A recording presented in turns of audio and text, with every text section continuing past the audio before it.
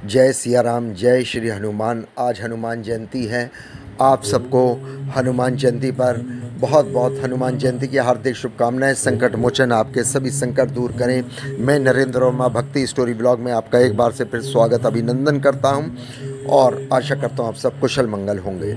आज मैं हिंदू धर्म के अनुसार हनुमान जयंती का विशेष महत्व है। धार्मिक ग्रंथों के अनुसार चैत्र माह की पूर्णिमा तिथि के दिन हनुमान जी का जन्म हुआ था।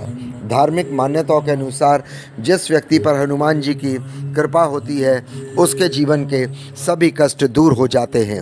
वैसे तो हनुमान जी की पूजा के लिए मंगलवार का दिन खास होता है, लेकिन हनुमान जयंती के दिन अगर उनकी विधि विधान के साथ पूजा की जाए तो कई प्रकार की समस्याओं से मानव छुटकारा पा सकता है।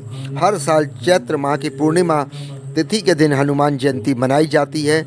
इस बार ये पर्व आज 23 अप्रैल को मंगलवार के दिन पड़ा है। ये बहुत शुभ माना जाता है। ऐसे में कई लोगों के मन में सवाल जरूर आता होगा कि आखिर हनुमान जी ने वानर के रूप में जन्म क्यों लिया। तो आइए जानते हैं इसकी वजह और इसके पीछे पौराणिक कथा है।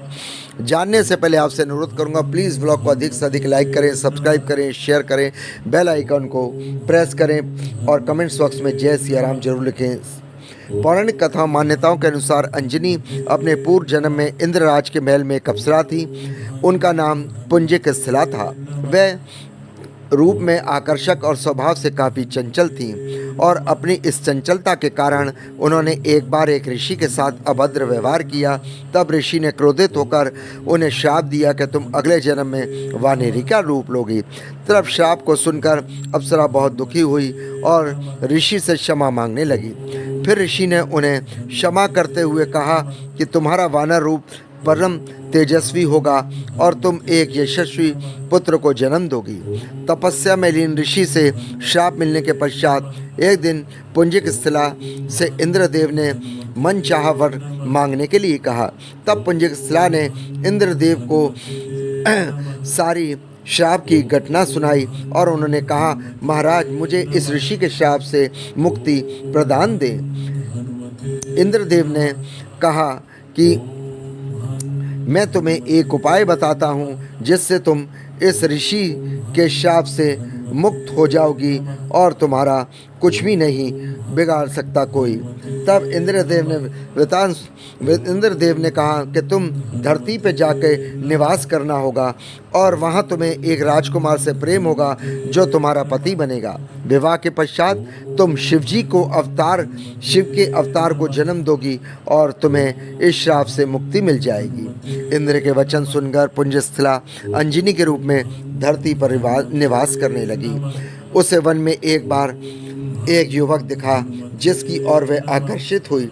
जैसे ही युवक ने अंजनी को देखा तो अंजनी का चेहरा वानर का हो गया। अंजनी ने युवक से अपना चेहरा छुपाया। तब युवक उनके पास आया तो अंजनी ने कहा, मैं बदसूरत हूँ। परंतु जब अंजनी ने उस युवक की ओर देखा तो वह भी वानर के रूप में ही था। इस युवक ने बताया कि मैं वानर राज केसरी हूँ और जब चाहूँ तब मनुष्य रूप में धारण कर सकता हूँ। दोनों एक दूसरे के प्रेम हुआ और विवाह के बंधन में बंध गए। कुछ पश्चात जब दोनों के संतान नहीं हुई तब अंजनी मातंग ऋषि के पास पहुंची और अपनी पीड़ा बताई। तब मातंग ऋषि ने नारायण पर्वत पर स्थित स्वामी तीरथ जाकर 12 वर्ष तक उपवास करने के लिए कहा। तब एक बार वायुदेव ने अंजनी की तपस्या से प्रसन्न होकर वरदान दिया कि तुम्हें अग्नि, सूर्य, वेदांगों और मर्मज्ञ और बलशाली पुत्र प्राप्त होगा। यह वरदान प्राप्त होने के पश्चात वे शिवजी की तपस्या करने लगी। तब शिवजी ने प्रसन्न होकर उनसे वरदान मांगने के लिए कहा।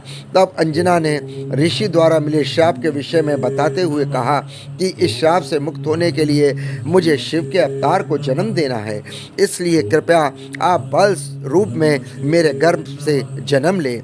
शिवजी ने अंजनी को आशीर्वाद दिया और अंजना के गर्भ से बजरंग बली के रूप में शिवजी ने जन्म लिया। अंजनी पुत्र होने के कारण हनुमान जी को अंजने भी कहा जाता है। तो ये इस प्रकार आपको मैंने हनुमान जयंती पर कथा सुनाई कि किस प्रकार भगवान हनुमान जी का जन्म हुआ और कैसे उन्हें वानर का रूप मिला और कैसे माँ अंजनी उनकी माँ बनी। आपने सारा वृतांत सुन लिया होगा।